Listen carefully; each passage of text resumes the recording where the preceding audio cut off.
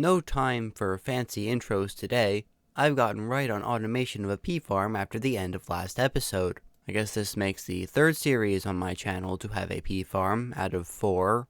But the way this system works is that I've used Project Red's logistics system with a crafting chip and an auto crafting bench to make bog earth, load it into the Peat Farm, and then take the peat that gets harvested and send it out to the boiler. It will only do this if there's no charcoal, but it makes for a nice supplement of fuel. I have a series of filtered responder chips, broadcaster chips, and extractor chips, as well as a stock keeper, to make sure every part of the system has the items it needs to function properly. I'm also using a bottler from forestry to fill a bucket with water. It's far easier to do this and filter it than to use forestry's cans, which require tin, and you don't get those back even though the yield of peat is higher. Right now, the sand and dirt are inputted manually, though dirt is being automatically generated by the Peat Farm, so I don't have to worry about that. If anything, I have a surplus of dirt. I'm not automating fertilizer supply, but fertilizer lasts a long time. And if you were wondering, peat lasts for 10 items instead of the usual 8 from charcoal, so it's slightly more efficient. I can also upgrade that into bituminous peat later, but we won't be getting into that this episode because it's dependent on bees, and bees take a while. What's this? I'm crafting components for Industrial Craft 2 Classic. Yeah, we're lifting the embargo on that. It's not like I was going to avoid the mod forever. I've spent enough time using other mods to get around to this. Thanks to the rock crusher, I can hold off on making a macerator right away, so I'll make the extractor first because I need a lot of rubber. The extractor will triple the amount of rubber I get per sticky resin. It runs on EU Power, which I do conveniently have a generator for. I will be converting to more dedicated IC2 power soon, and by that I mean just turning the output from the steam turbine into EU, since it supports pretty much all available types of power. It's not as simple as just plugging in an EU power line though. I'm going to need to transform it into a lower voltage because the steam turbine's output is just way too high, at least for the basic machines. Either way, I'm going to want to convert this into low voltage power, so I'm going to need 2 different transformers, a medium voltage transformer to take the high steam turbine output, which falls into high voltage territory, and turn it into medium voltage packets, and then I need to turn those medium voltage packets into low voltage packets using the low voltage transformer. To explain packets, a packet is the amount of energy at once that gets sent to a given machine. A single packet cannot be larger than the machine's voltage tier, so low voltage machines, like this basic extractor, can only handle up to 32 EU per packet. It can handle far more EU per tick. It would have to receive multiple packets of 32 EU or less. To give you a more practical example, let's say I had 4 bat boxes. Each of them outputs 32 EU per tick. It does each of this in 32 EU packets. Low voltage machines are okay with this because each packet it obtains is still only 32 EU. So if you overclock the machines to use more than 32 EU per tick, it can still be powered because it's receiving enough energy, but the packets are not larger than the machine can handle. If I were to use 1 MFE though, its 128 EU per packet output would cause the machine to explode because the packet size is too large, even though the same amount of EU is entering the machine. There's also limitations with cabling. Cabling has voltage tiers of its own, but for the most part you're going to want to be using glass fiber cabling whenever you can, as it has a very high transfer rate and a high voltage rating, so it can handle anything that's not extreme voltage or higher. I've gone ahead and crafted all of the basic IC2 machines. We have the extractor, furnace, compressor, and macerator. I don't have to go over recipes, you can use JEI. It is worth, however, mentioning that the nether ores smelt into regular ores, and I can use those in the extractor to get a very high output. So effectively, 1 nether coal ore is worth 6 coal. It's better than running the random chance on fortune, and of course this is automatic as well. You should definitely be doing this for diamonds, emeralds, and other things that have fortunable yields. The macerator will do for iron, gold, and the like. By default, these IC2 machines are rather slow. While I will be upgrading these machines soon, a short-term fix is to make some overclocker upgrades. These drastically increase energy usage of these machines, but also speeds them up by a decent amount. I'm not going to make that many though. The recipe is fairly straightforward. You can use some water and some tin to make coolant cells, and then craft those with some cabling and a circuit into the overclocker upgrades. They do stack and have increasing effects, so if you have the power to manage them, there's no reason not to go for it. Like I said though, I'll be upgrading the machines, which is going to be a better solution in the short term. and that short-term solution helps in the long term, so everything works out.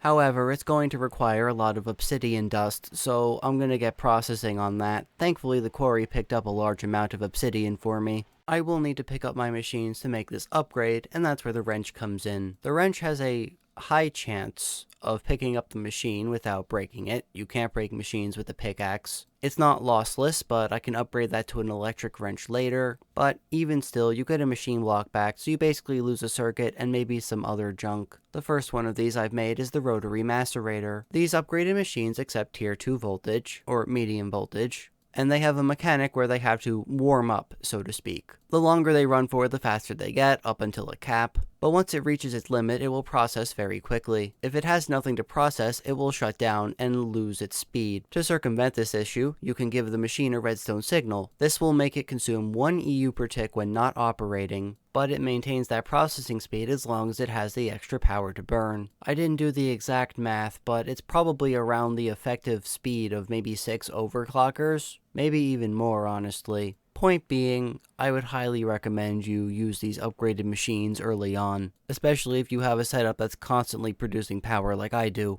I honestly have no idea how much RF per tick the steam turbine makes, but however much that is, it's much more efficient to use EU and convert that into RF power. By using the Flux Generators from Thaumcraft 2 Classic, you can make this RF power just by using EU. The ratio is 1 EU to 8 RF. So I have plenty of power to send to the Peat Farm and pretty much anywhere else. Same rules with kinesis pipes apply. Wooden is extraction, stone is for transmission, though make sure you're using pipes that can support the power throughput you need.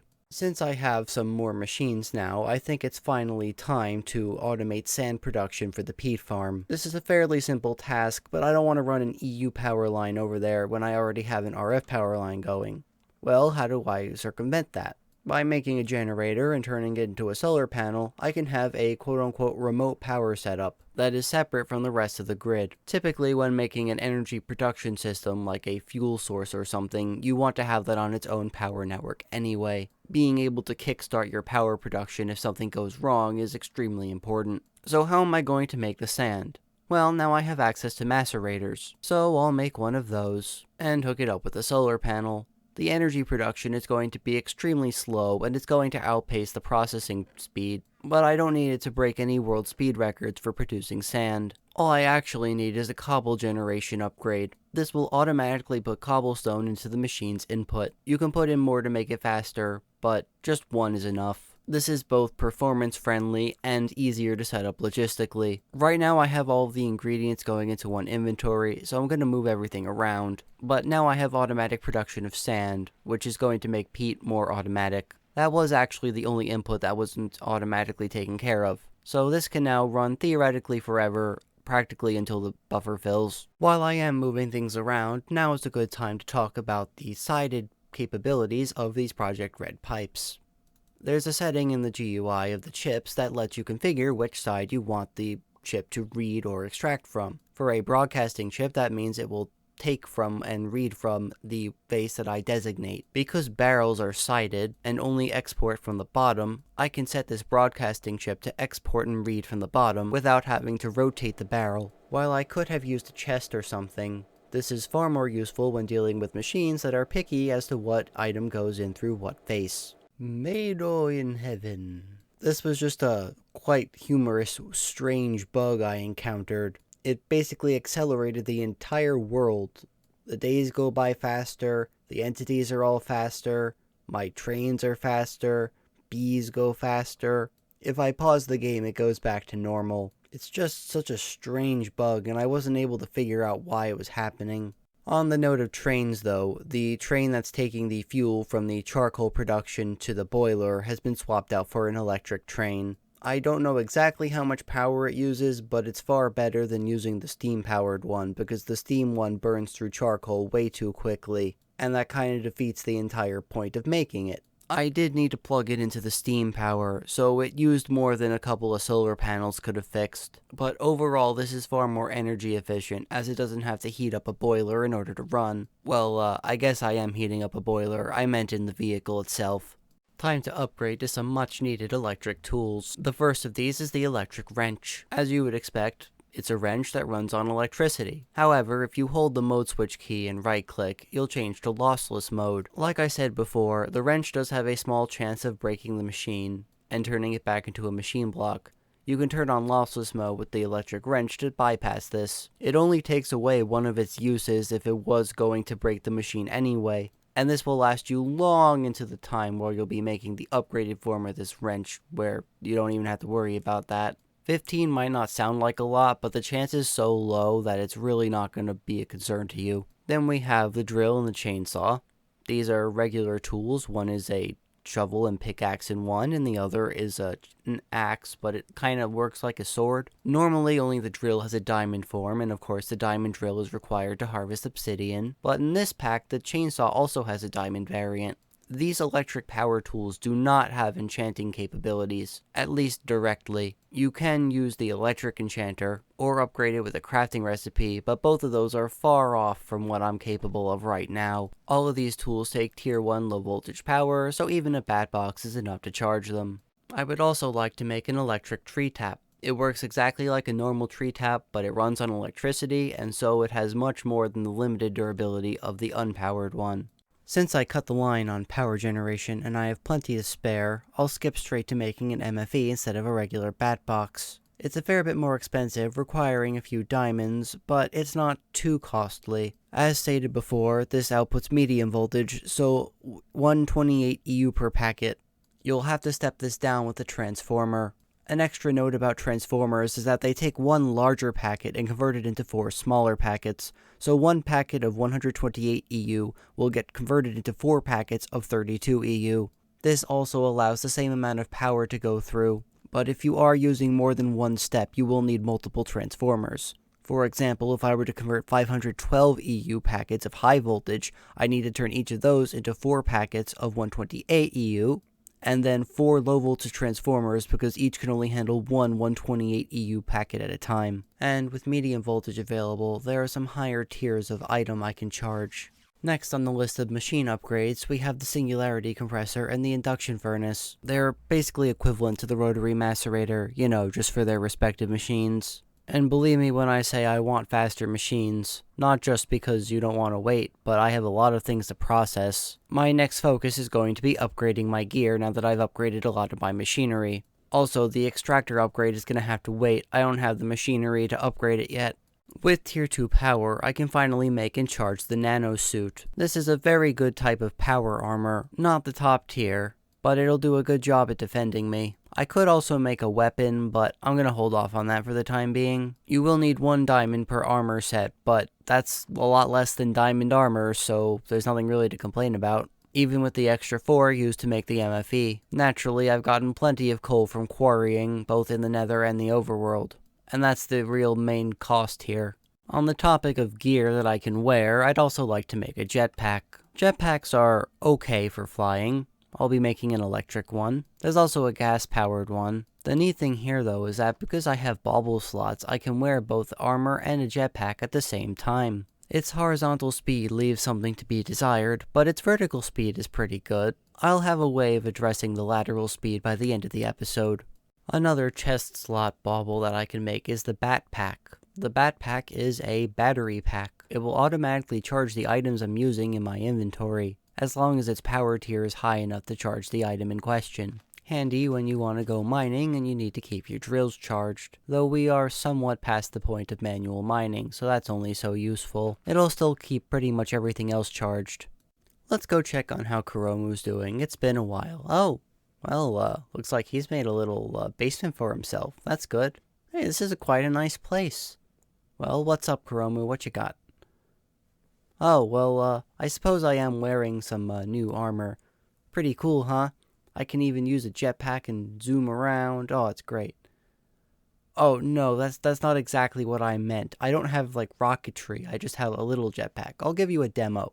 See, I can fly up and down, but I can't get to space like this. No way. So, what have you been up to? Oh, well, no, I'm not leaving. Like I just said, I can't do anything without any more advanced technology. Okay, good. I'm glad to see that you're researching stuff on your own. I can see you're hard at work and kind of organized too. Yeah, you know what? If I'm working on tech, you can work on magic. That's a pretty fair trade. So, what are you up to now? Oh, you want some help? Okay. I guess I'll look into an alchemical salt for you. You can give me a briefing right after we have this short discussion. Okay. Yeah, that sounds like a plan. Oh, by the way, you tried to attack me that one time. Oh, okay, you don't want me talking about it. You just cut me off almost immediately. Alright, noted. I won't bother you about it in the future. Keep up the good work. Well, despite what we just discussed, I guess I'm going to be getting into a little bit of magic. So in order to conduct research, I'm going to need a research table. Simply take some scribing tools and right-click on a table and it will make it into a research table. You'll also need some paper. I would recommend getting a fairly large quantity of paper to get started, maybe even making an automatic farm for it. To get started with the actual research process, make a theory, and then start looking at your page options. They'll give you things from your various categories, and each will have different research totals that it will provide you with. Some require you to have an item in your inventory or an adjacent chest. Some items will consume an item from your inventory or an adjacent chest. Your limitation is the number of light bulbs on the top. Once you run out of them, it will let you finish the theory. The next thing I'll need is some of that alchemical salt Kuromu told me about. If you combine 3 crystals with flint, redstone, and a bowl in the crafting inventory, you'll make Salus Mundus. It can be any 3 crystals, and only the crystals and the redstone get consumed, the flint and bowl do not. He also told me that I might want to apply the salt to a bookshelf. I'm not really sure what that's about. I did note some of those strange crystal properties in that journal I wrote a while ago, but surely magic salt on a book won't do anything, right? Well, what's gonna happen when I use this alchemical salt on a bookshelf? Oh, it made a book, but it's like a different book. It seems to be full of information already. Who wrote this? It said to try using the salt on a crafting table. What's gonna happen if I do that?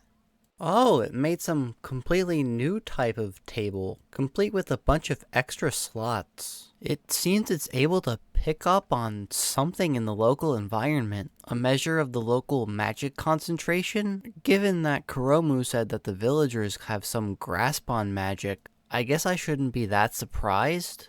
Following pre-made instructions like this, it doesn't really sit well with me, especially because I feel like I'm walking into some kind of trap. What if I end up summoning some ungodly abomination? I don't know. Well, maybe this magic book will help me discover things, ways to fight back against that mysterious man we saw the other day. It wants me to make some type of magic eye, some type of lens to see the magic, I guess? I'm not sure. Magic feels like such a generic term though, I don't really like using it. I guess the book will have more information for me. Sure enough though, if I'm looking around at the world with this device, I can kinda get a feel for what everything's made of, but not in a term of chemical elements. Perhaps there are binding forces in this world that are beyond what I know. Conveniently, it seems like I'm able to scan entire inventories of things at once, so that will greatly exponentiate the speed at which I can perform these discoveries. All of this knowledge should be helpful in my research. It seems that creatures also have these properties. I wonder how I'd be able to harness that. I can't just shove a living creature into a burning cauldron. Ethics aside, that sounds awfully difficult. And I know I'm one to talk after the ethicality of that cow farm. The next thing the book said to do was apply some Salus Mundus to a cauldron. I suppose the mundane structure of the regular cauldron just isn't sufficient. Regular salts are typically buffering agents. Perhaps lining the cauldron with it will end up protecting it from the various magical elements, I guess, that I'll be working with. Or I could be trying to provide too much of a scientific explanation to some force that goes beyond basic physics and chemistry. Before we get to any, dare I say it, alchemy, there are a lot of miscellaneous tasks that are required for research. You have to go to the top of the world, you have to go to the bottom of the world, you have to run around a lot, you have to scan mobs, you have to scan entities, tons of miscellaneous things to do. There also seems to be several different schools of magic, so to speak. You have all of your basics, but we also have Oromancy, Alchemy, Infusion, Artifice, and Golemancy. Each field has its own different type of research that goes associated with it, as well as some various tools and gadgets you might need for the particulars of the given branch. For Oromancy, that would be a Caster's Gauntlet. It seems this is primarily focused on a type of spell casting, and I'll be able to change the various forms and effects of the spells as I progress. I was right in saying that mundane materials just won't cut it for alchemy. The first thing I need to make is some alchemical brass. The notes in the book say I need to imbue some copper with an essence of tools. Names have been provided for all of these, of course. And it seems that flint has this instrumentum essence in it, so I'll use that to transmute this copper into alchemical brass. It also wants me to make something called nitor, presumably some type of light source. I'm not sure yet what happens if there's extra elements within the crucible. There's some leftover terra from the flint. I suppose I'll have to mess around and see what happens. I hope nothing too dangerous. As a side note, I encountered a bug where all of the aspects on my pre-existing items disappeared. It was very weird. For whatever reason, I fixed it by summoning items from my Project Red logistics system. Don't ask. There's also an inherently magical alloy known as thaumium, made by imbuing iron with magic and a bit of earth. I suppose I could have saved the terra from before, but I'll have to figure out a better way to recapture unused elements from items. Now is also a good time to talk about the research process. I've already gone over the basics, but something extra you can do is filter or bias the table towards particular types of research. For example, you'll get more Artifice if you use the Arcane Workbench. You'll get more Oromancy if you use a Focal Manipulator. You'll get more Infusion from an Infusion Matrix. You'll get more Golemancy from a Golem Workbench. And you'll get more Alchemy from a Crucible. I don't know if there's one for just fundamental research. As another side note, Thaumic Tinkerer is the only add-on with its own type of research, but all add-ons are forced to add a type of research, which gets kind of annoying. Thankfully, you won't pull all of those useless things within the research table, only when you're scanning things or using points. We'll get to knowledge fragments and such later, though. Now, I did some reading in the book and some research with some materials I had, and I discovered that quartz is actually an excellent capturer of these extra essences. If I have 2 of a given essence in the crucible, I can throw a quartz sliver in and it will make a crystallized version of that essence. It will be very handy to have this stuff for research, but it also acts as a nice little cleanup tool. So I'm glad I have fortune to get lots of quartz from the nether. It can't be a good thing to let all of these essences back out into the environment in an unstable form like this. Research fields also seem to have a bias towards the type of items that you make within that field. Alchemy prefers these crystals. Artifice prefers random crafted gadgets. I'm sure there are other things that I just haven't gotten to yet. It seems the thermometer can read the amount of Vs in the environment, and I'm starting to notice a detection layer of this purple stuff. I was right to be concerned about wasting excess elements, but I have yet to see the effects of that. Now, running around with the thermometer is great, but I'd like to be able to passively see what's in the environment without having to hold it out everywhere. Using my basic artificing skills and the information from the book, I seem to be able to make some goggles out of 2 of those thermometers. It will let me see the elements within the environment, especially handy when performing alchemy, as I can see the elements present within inside the crucible at any given time. It doesn't have all of the functions of the thermometer, but it does have enough of its own useful things to merit making one. I can also place it in the bauble head slot so it doesn't take up my helmet space. I might be able to combine it with my helmet in the future though. It seems that the author of this book wanted me to find some of the more advanced elements in rarer objects within this world. I'm not going to go through every single research quest, but if there's something I find particularly difficult, I will at least mention it. Most of these are found in things we have already, or just require a very tiny bit of exploration. Well, I needed all of those crystals in my inventory at once, but at least now I can complete that research. It seems the next thing I need to do is research the Essentia smeltery. I'll be able to decompose these items into their alchemical elements more easily. I wonder if there's some easier way to organize all of these elements. They obviously don't have some type of atomic mass, otherwise you'd be forced to have duplicates. Maybe they're closer to isotopes? I guess I found a use for those silverwood logs. They contain some aura in them. It seems I missed the other type of tree I need, but this was pretty easy to find on the map. It's a great wood tree. They're pretty large, have very identifiably dark-colored wood, and they also have some nice pretty planks.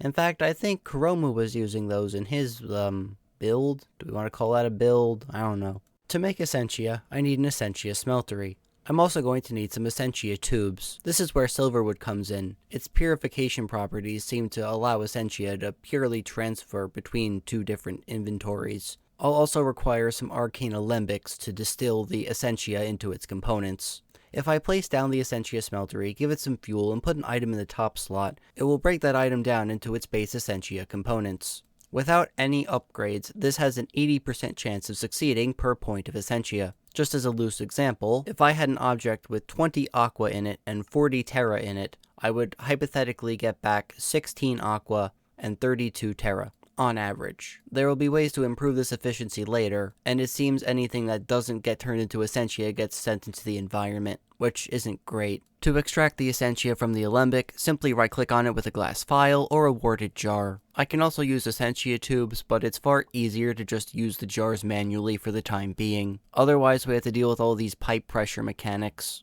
As a demonstration, if I were to take some dirt and put it in the smeltery, and let all that terra diffuse into an alembic, I can put a tube between the terra jar and the alembic, and it will transfer the terra essentia into the jar. This will not work for mixed systems, so you're going to want to keep things either pure and clean, or use more advanced methods to send things from alembics into jars. This more liquidized Essentia stuff seems to be useful for infusion. First I'll have to craft the infusion matrix, as well as a bunch of arcane pedestals. Then, if I arrange them in the configuration that these notes seem to describe, and put some Salus Mundus on it, it will properly activate the infusion matrix.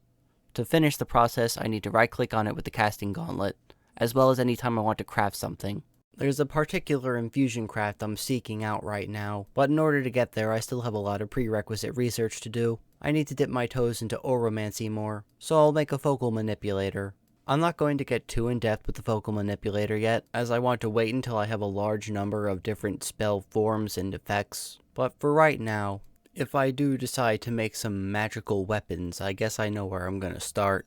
This is just a reiteration of things I've said before, but you're going to want to keep a chest or something next to your research stations, full of whatever branch of item that branch of magic you're researching is going to need a lot of. So, vials of Essentia for infusion in this case. Okay, first stop on the list of infusion recipes I wanted to go over, Boots of the Traveler.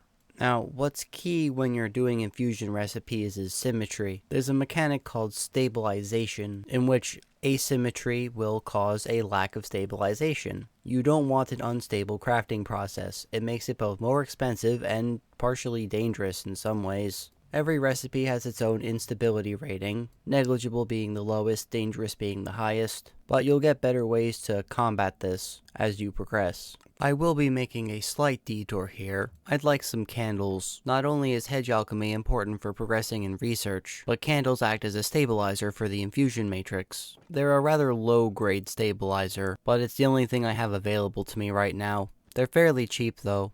Just make sure you have some type of pattern going on, and it should be okay. Now, as for the actual infusion process, you're going to need two different things. The items, which you can clearly see in the recipe, and Essentia. The Essentia needs to only be supplied by jars that are nearby. I'm not exactly sure what the range is, but I'll be moving all of this stuff to a more dedicated facility eventually. So for the time being, I'm just going to manually move jars around. The infusion matrix will slowly take in all the required Essentia, then all the items, and once it's finished, the product item will sit on the center pedestal.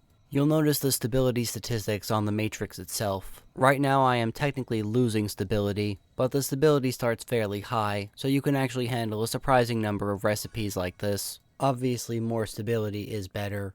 Before I put those Boots of the Traveler on though, I discovered something that might be very helpful. It seems that somebody has catered this research to me by having a bridge between my technology and this magic. How this mysterious writer accomplished all of my technological feats with all of this magic is beyond me, but it is interesting to pursue this. Particularly notable here is that I can combine my drill and my axe to make an omni tool. This makes absolutely no sense to us technologically minded individuals. You need some type of laser tool that can reshape itself, or I don't know. But this seems to be able to break both wood and dirt just by looking at it and clicking. Now it's time to make electric boots of the Traveler. I discovered a recipe for this within those techno-magical research notes. It seems to prevent the boots from breaking, instead using some type of electrical charge. Not too dissimilar from my nanosuit boots, but these boots are special. I didn't put them on, but the notebook said that the base boots allow you to have a form of step assist. It lets you step up higher terrain without having to jump, and it also increases your base run speed. This instability is making me a little nervous though. The differential between my gain and loss is quite drastic. I wouldn't be surprised if something were to just suddenly go wrong. Oh, well, I guess something suddenly went wrong. Thankfully, I didn't actually lose the item. If I couldn't complete the craft, this might have been a complete catastrophe.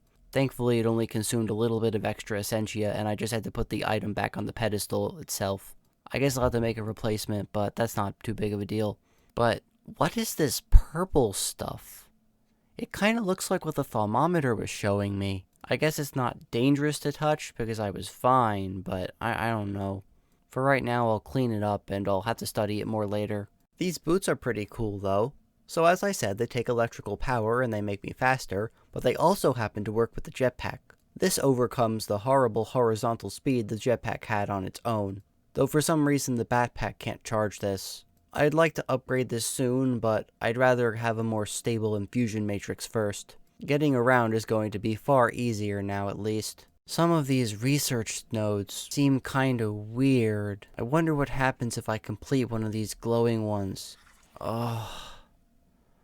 The pain went away kinda quickly. I suppose that's what I get for meddling with magic, huh? There are things out there that no sane scientist would ever want to investigate. It seems that this condition is at least documented. Part of my Auramancy training wants me to look at various types of projectiles. Arrows are pretty simple, and fireballs are common in the nether. But a sticky projectile seems to be restricted to these llamas. If you hit them, they'll spit at you, scan it, and you'll get the research. Sometimes I can find a way to circumvent a particular type of research. For example, this one wants me to duplicate some various materials. It just so happens that to duplicate the materials, I need the exact essentia that it's composed of. So I'll just put 2 of the same thing in, and it'll get me 2 of the same thing back. Quick and easy. Some types of research will consume items from your inventory. I found one in particular that wants to consume enchanted tools. You're going to need to be extremely careful here and put your good tools away. Otherwise it might consume them when you don't want them to. I've made some gold tools that will get consumed. I'll need 1 for Silk Touch and 1 for Fortune. Shovels are good because they are pretty cheap. I don't have a way of removing enchantments from things yet. Remember, this is not 1.14, so the grindstone doesn't exist yet. Okay, final craft for the episode. This is a bit of an expensive one, but I think what I'm making is well worth my time. I've added some more candles to help in the stabilization efforts, and having more pedestals seems to also have a positive effect. You might think that I'm still going to be losing stability rapidly, but this is actually enough to keep things mostly stable until the craft finishes. I'm not going to be playing with fire for much longer though, but I'll have to get to that next time. What did I actually make though, and what's it used for? Well, I made an Arcane Bore. After researching various spell effects and forms, I've come across this Arcane Bore in my research. Instead of running on electricity like the Quarry, the Arcane Bore runs on Vis in the chunk. You'll want it in a high Vis chunk, obviously, to get the most out of it. That being said though, it mines very quickly. Instead of running on its own internal mining device, it uses a pickaxe. It channels this pickaxe into a laser form, and if you give the bore a redstone signal, it will start mining. The speed, area, and other properties are dependent on the pickaxe you use. The more magical affinity the pickaxe has, the wider its area of mining. This makes gold pickaxes surprisingly good for use in the bore. Compound that with the fact that the bore only uses 1/50th of the durability of the pickaxe at a time. Or, in other words, the pickaxe lasts 50 times longer before unbreaking takes effect, and you have a tool that will last a pretty long time. The main caveat is the fact that you're going to have to keep moving the bore, but unlike the whole chunk-destroying quarry, you can set it up at the mining level you actually want to mine ores at. And since it respects enchantments, Silk Touch and Fortune are used. It is an entity, so you'll need to be careful if you're putting it near lava. But other than that, it mines very quickly, even with just a regular diamond pickaxe. Well, mine's enchanted, but you get the point. Also, it auto-exports to any adjacent inventory. So with that, I've done everything I came to set out to do today. We've done a fair amount of magic, and also increased our tech progress just a little bit. I'll be doing a fair amount of mining with the bore. I can only hope this magic doesn't get to be dangerous. Having said all that, thank you for watching. This has been Pick. I'm glad to have seen you, and I hope to see you again.